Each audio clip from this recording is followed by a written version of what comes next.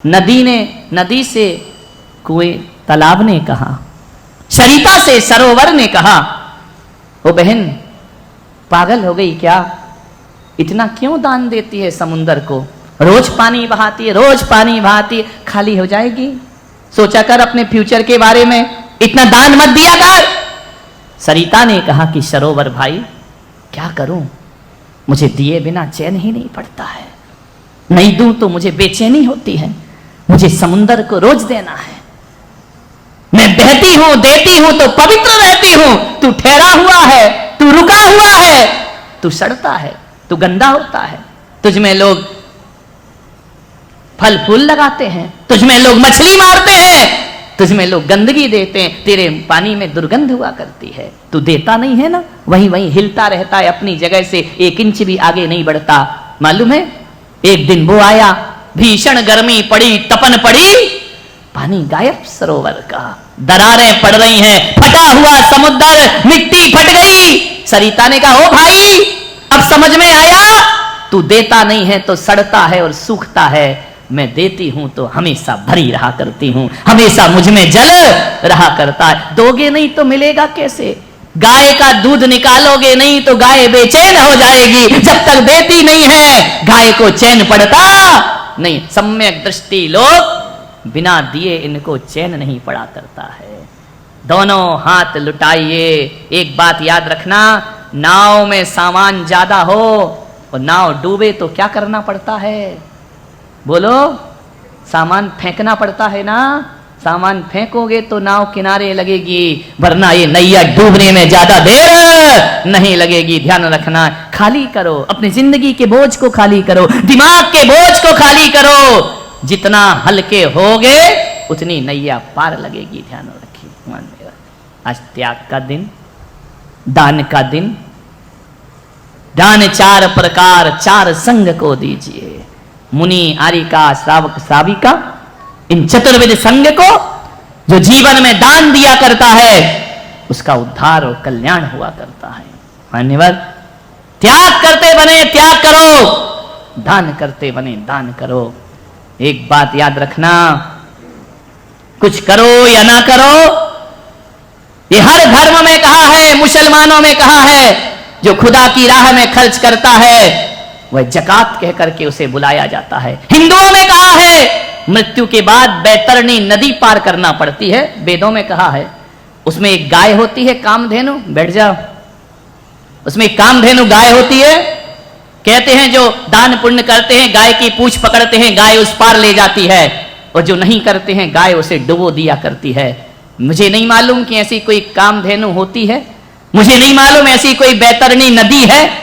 मैं इतना जरूर जानता हूं, बैतरणी शब्द को यदि शल्य क्रिया की जाए तो बैतरणी शब्द वितरण से बना है। किससे बना है? वितरण। और वितरण का अर्थ होता है जो बांटता है वो बैतरणी से पार हुआ करता है, जो जोड़ता है वो नदी में डूबता है। ध्यान रखिए, लुटाना सीखिए। एक बार दान करके तो देखो अपने जीवन में, हमने जितना छोड़ा इतने ऊपर आके बैठे, अब थोड़ा बहुत और छोड़ देंगे, यहां से उठ के और ऊपर जाकर के बैठ जाएंगे।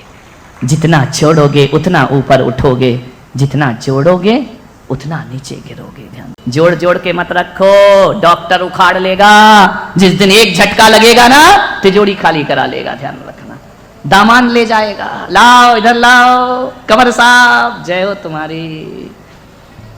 ध्यान रखिए, ले जाएगा और बुराई करेगा। ध्यान रखना, संत लेगा तो बुराई नहीं करता है। जब संत के आहार होते हैं ना तुम्हारे घर में, वो आहार के बाद भक्ति पढ़ता है, कायोत्सर्ग करता है, सिद्धों की आराधना करता है, और एक ही दुआ करके आता है कि जिसने मेरी साधना की भूख मिटाई है, हे भगवान इसके घर में अन्न के दाने की कभी कमी नहीं पड़ना चाहिए। ध्यान रखना, इतना बड़ा आशीर्वाद संतों का मिला करता है। आपसे मेरा निवेदन है, दान भोग और नाश। दान करो, भोग करो, नहीं तो नाश ऑटोमेटिक हो जाएगा, करने की जरूरत नहीं, अपने आप बर्बाद हो जाता है। दान भोग और नाश, पहली पीढ़ी धन कमाती है, दूसरी भोगती है, तीसरी बर्बाद कर देती है। इसके लिए जीते हो। 3 पीढ़ी से ज्यादा धन नहीं जाता आगे कभी। तीसरी पीढ़ी में धन बर्बाद हो जाया करता है। जिंदगी को संभाल करके जियो। मान्यवर, आपसे निवेदन करना चाहूंगा, आज उत्तम त्याग का दिन है।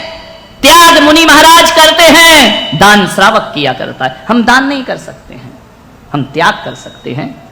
तुम त्याग नहीं कर सकते, तुम दान कर सकते हो। दान और त्याग में थोड़ा अंतर है। दान अपनी वस्तु का किया जाता है। दान के लिए पदार्थ होना जरूरी है, त्याग के लिए जरूरी नहीं है। ध्यान रखिए, दान उत्तम से उत्तम वस्तु का किया जाता है, त्याग निकृष्ट चीजों का किया जाता है। कुछ चीजें संसार में ऐसी हैं जिनका केवल दान होता है, उनका त्याग नहीं हो सकता है। कुछ चीजें संसार में ऐसी हैं जिनका केवल त्याग हो सकता है, उनका दान नहीं हो सकता है। और कुछ चीजें संसार में ऐसी हैं जिनका त्याग भी हो सकता है, उनका दान भी हो सकता है। हैं कौन सी चीजें मालूम है? जिसका त्याग हो पर दान नहीं कर सकते। क्रोध का क्या करते हो, दान या त्याग? बोलो। मान का? किसी को बोला मेरा थोड़ा सा क्रोध तुझे दान में देता हूं, दे सकता है क्या कोई? क्रोध का दान नहीं होता, कसायों का दान नहीं होता, कसायों का त्याग किया जाता है। राग देश का त्याग किया जाता है। कोई ये थोड़ी बोलता है कि ले भैया तू मेरे घर आया है, एक डिब्बा राग ले जा। कोई बोलता है क्या? नहीं। राग देश का त्याग होता है, कसायों का त्याग होता है। इनका दान नहीं कर सकते जीवन में। विचार करिए, दान किसका होता है? किसी का त्याग होता है, दान नहीं। राग देश का त्याग हो सकता है लेकिन दान नहीं हो सकता है। ज्ञान दान, ज्ञान का दान होता है। ज्ञान का कोई त्याग कर सकता है? बोलिए। इसलिए मैंने कहा मैं मुनि हूं, मैं दान कर सकता हूं ज्ञान का। अभय दान, अभय का त्याग नहीं होता है।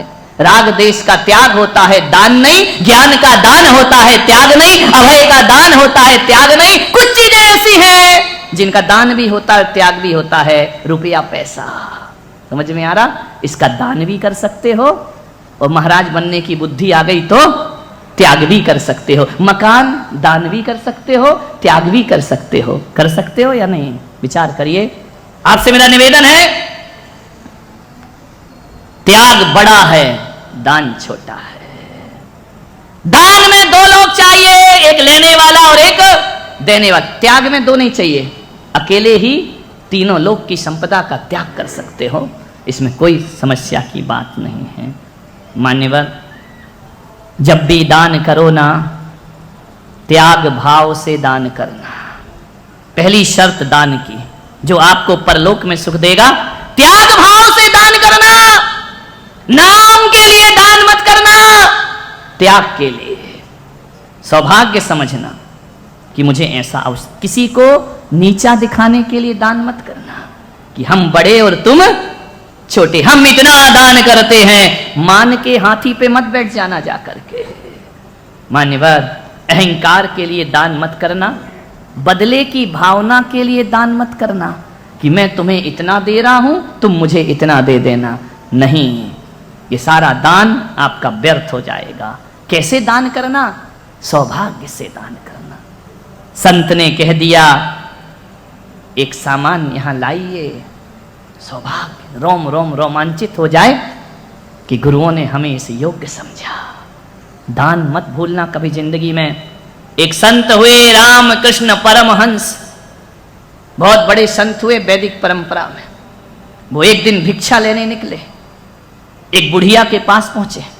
भिक्षाम देहि, जो तेरे पास हो मेरे पात्र में डाल दे। उस दिन बुढ़िया के पास कुछ नहीं था। दुर्भाग्य तो देखो, खाने का भोजन नहीं, पीने का पानी नहीं। रामकृष्ण ने कहा कि माता, जो तेरे पास है मेरे पात्र में डाल, ये संत तुझसे मांग रहा है। बुढ़िया ने नजरें झुका ली, ना कर नहीं सकते, है कुछ भी नहीं, संत मांग रहा है। आंखों में आंसू। बोले मां, क्या तेरे घर से मैं खाली लौटूंगा? उसने कहा संत जी, मेरी गरीबी का मजाक मत बनाओ, मेरे पास आज कुछ भी नहीं है। रोटी भी होती तो मैं तुम्हें दे देती, आज मेरे पास कुछ भी नहीं है। संत ने कहा मां ऐसा मत बोल, जो है दे। अंदर गई रसोई में, सब डिब्बे खाली पड़े, सब बर्तन खाली पड़े, क्या दे दूं मैं तुमको? रामकृष्ण ने कहा, मां खाली नहीं जाऊंगा, कुछ तो चाहिए। सोच में पड़ गई वो बुढ़िया। संत रामकृष्ण ने कहा, मां जिस आंगन में तू खड़ी है उसकी धूल मेरे पात्र में डाल दे। बुढ़िया ने कहा, संत जी ये कैसा मजाक है, धूल तेरे पात्र में डाल दो, क्या करोगे धूल का? संत ने कहा, माता मैं क्या करूंगा ये सोचना दानी का काम नहीं है, दानी का काम तो देना होता है। यदि मैं दुरुपयोग करूंगा तो मुझे सजा मिलेगी, तुझे मिलने वाली नहीं है। ये मिट्टी मुझे दे दे। मिट्टी कैसे दे दूं? रामकृष्ण परमहंस ने कहा कि मां मैं जानता हूं कि मिट्टी मेरे किसी काम ना आएगी, लेकिन यदि तूने एक मुट्ठी राख मेरे पात्र में डाल दी, ये तेरे बहुत काम आएगी। बोले क्या काम आएगी? तो रामकृष्ण परमहंस ने कहा, मां आज तेरे पास नहीं है तो तू ना कह रही है, कल आऊंगा, कल तेरे पास नहीं होगा तब भी तेरे मुंह से ना निकलेगा। मां ये मिट्टी डाल, अपनी जुबान को ना कहने के संस्कार मत दे, क्योंकि आज नहीं है तो ना कह रही है, और ये ना की आदत पड़ गई ना तो जब होगा तब भी तेरे मुंह से ना ही निकलेगा। बात पैसों की नहीं, बात संस्कारों की है। यदि तेरी जुबान ने ना कहने की आदत डाल ली तो होने के बाद भी तेरे मुंह से ना निकल। ध्यान रखना, जिनके पास नहीं है वो ये ना बोलें कि हम नहीं देंगे, अरे जो है वह दीजिए, नहीं तो ये ना कहने की आदत जिंदगी को बर्बाद कर देगी।